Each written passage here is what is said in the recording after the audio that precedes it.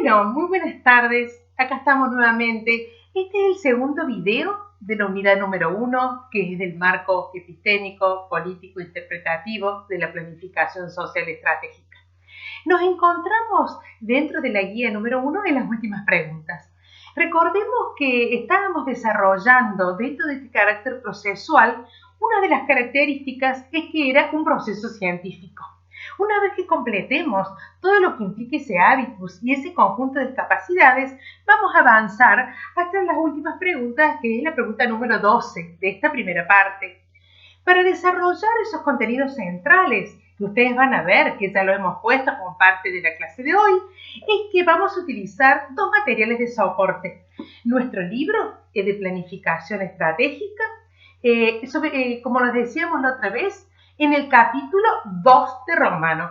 Y también este año tenemos una novedad, que además de suprimir un montón de temas y contenidos, hemos incorporado un material muy actualizado del querido maestro de acá argentino, porteño, que es Mario Rovirosa. En ese trabajo, para estas preguntas hasta la 12, vamos a utilizar el capítulo 2 hasta el punto 2.4 inclusive. Bueno, ¿de qué se trata lo que vamos a ver en estos temas que tienen cierta centralidad para el ejercicio profesional y para el desempeño en procesos sociales? Dos cosas vamos a tomar en enfoque. Por un lado, vamos a trabajar con lo que se llama las nociones o supuestos o pilares, tipo cimientos de la planificación estratégica, y por otro, vamos a desarrollar qué se entiende porque todo proceso de actuación, de desempeño planificado implica la gestión. Entonces, vamos a abordar la gestión estratégica. Entremos por lo primero. Estas nociones o supuestos que hemos incorporado y que para nosotros son como fundantes, esas centrales, vamos a empezar por el tema de qué se entiende por el escenario. Entonces ustedes van a encontrar que a estos 6 supuestos, lo primero que tendremos que entender qué se trata. Por eso, sí, es decir, qué es un escenario, qué características tiene, y pondremos ahí qué se entiende por lo cambiante, lo dinámico, lo turbulento. Podemos pasar a la segunda noción, cómo se concibe la construcción del conocimiento, como develador, como crítico. Búsquenlo porque está en nuestro material. Incluso eso desafiante que cerramos el video anterior de la intersubjetividad y lo multilógico, construidos con la alteridad de lo diferente. Avanzaremos a pensar entonces como muy significativo la noción de los sujetos en su doble condición, la individual en la noción de agencia. Recuperen esa noción de la sociología, que es la capacidad de poner en acto. Y también tomemos cada una de las cosas que significa el concepto de actor como sujeto colectivo. ¿Y qué vamos a pretender? Que en todo proceso en el que estemos involucrados, los otros, ya sean sujetos individuales o actores, sean cognoscentes, ¿no? Transformativos, y algo central es la capacidad de autonomía. Ahí vamos a avanzar a pensar entonces cómo vamos a abordar los objetos. Son múltiples, son heterogéneos. Quiere decir que vamos a trabajar con problemas parciales o brechas que sean psicológicas, sociales, culturales o tecnológicas o ambientales. Y en esa cosa de integración, de integralidad para trabajar. Y allí es clave, si hemos visto los sujetos, ver qué pasa con los recursos de poder. En esto, y ahora más que nunca, supongamos el tema de cómo manejamos el tiempo. En este momento está para cuando se proyecta la pandemia, que significa actuar desde el presente, el gobierno nacional ha pensado en proyectar una serie de escenarios a futuros, por eso ha tomado medidas concretas y va tomando casi todos los días los gobiernos, van tomando medidas concretas que también miran el pasado, las trayectorias del pasado reciente de los otros países con el tema de la pandemia. Bueno, lo mismo sucede, y eso ¿qué hace? Que independientemente del momento que fueron, los acontecimientos cobran relevancia y significación, lo que Giddens sabe llamar la presentificación, es decir, hechos del pasado o del futuro, es decir, si la pandemia va a tener otra cosa, implican sobre las medidas y el actuar siempre en el hoy, mirando desde el presente, desde lo cotidiano. Una vez que completemos el desarrollo de las nociones o supuestos, vamos a proceder a conceptualizar qué se entiende por una gestión estratégica. Y ahí recuperaremos la noción de poder, es decir, que todo proceso de actuación implica establecer vínculos con otros para generar algún tipo de incidencia, de influencia en la conducta de los demás. Eso es gestionar. Establezco vínculos primero de conocimiento y luego de complementación, una construcción colaborativa entre los otros. ¡Ay, qué bueno!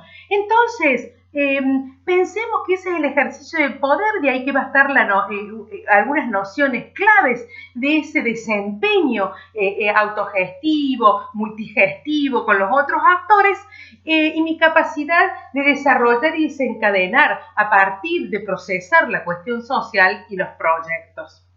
Esta capacidad de gestión estratégica, de actuación político-administrativa, que significa intervincular distintos organismos, por eso está en plural, fíjense en la diapositiva, de los estados, porque no hay un estado monolítico. Hay distintos planos de estado, nacional, provincial, los municipales y de comunas, pero también de distintos poderes, judicial, legislativo, ejecutivo, por lo cual los organismos estatales son de los más diversos, inclusive porque muchas veces están organizados por las temáticas o las políticas sectoriales.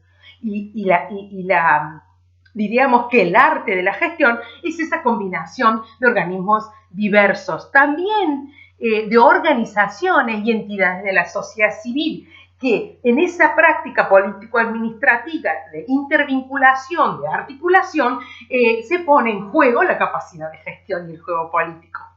Y ahí vamos a ver que en gestión estratégica, muy bien, una de sus compañeras preguntó cómo resolver la pregunta 12. Y entonces nos vamos a las 4 diapositivas como algunos requerimientos. El primero que nada, como ya venimos adelantando por las nociones, por las pistas que venimos desarrollando, es la generación de un ámbito de interlocución.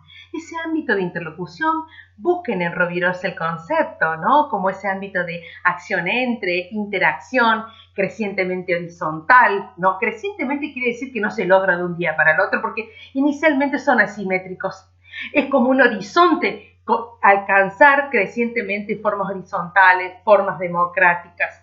Y por el otro lado, en esas formas distributivas del poder, es que van a encontrar ese querido trabalenguas de Mario Rovirosa acerca de cómo los integrantes de ese ámbito, que no necesariamente están todos vinculados directamente a la cuestión social, a la problemática o al procesamiento del proyecto, porque también puede haber actores aliados, actores nexo, actores fuente, con distinto capital simbólico que me permiten movilizar a otro actor, como pueden ser a veces miembros de iglesias, de la parroquia, cualquier otro actor que tenga cierto capital simbólico, prestigio y que permite, digamos, poner en marcha esta dinamicidad social.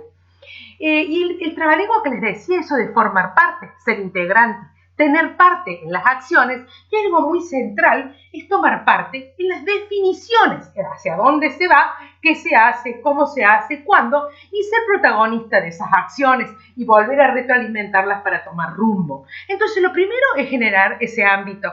Lo segundo es que, no menos importante, es conocer ¿cuál es esa heterogeneidad social? Ahí muy bien Rovirosa nos invita a ver algunas características claves de los actores que nos hacen tan diferentes. Entonces, vamos a transitar por ver esos tips que él, esos rasgos que él nos menciona, y también lo vamos a completar de nuestro material, de la bibliografía de Rodríguez, el punto de identidad y dinámica relacional.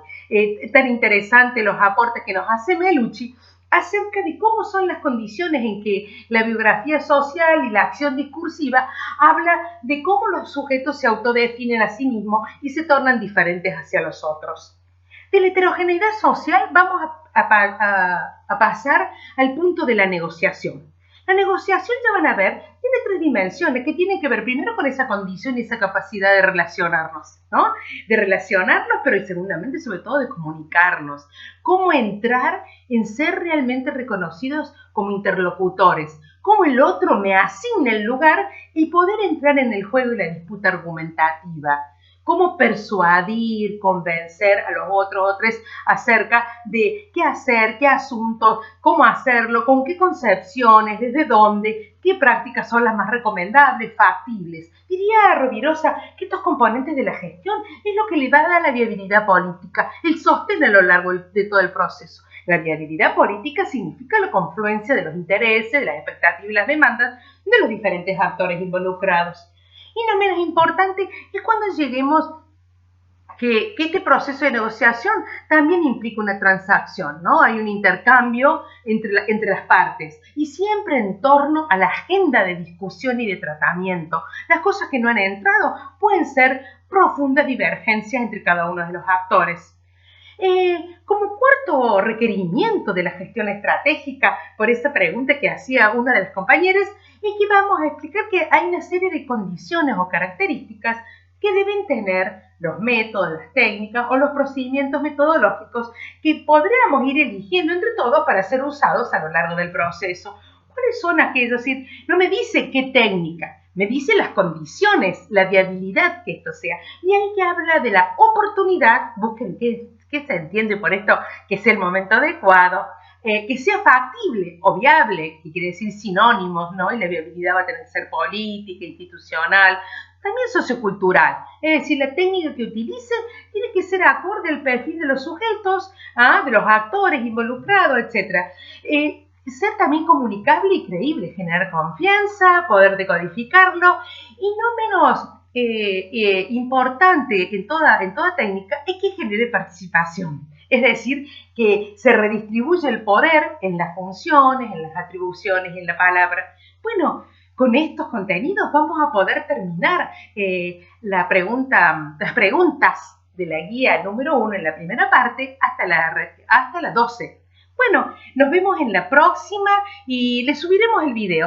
Bueno, que anden bien, a la espera de sus consultas.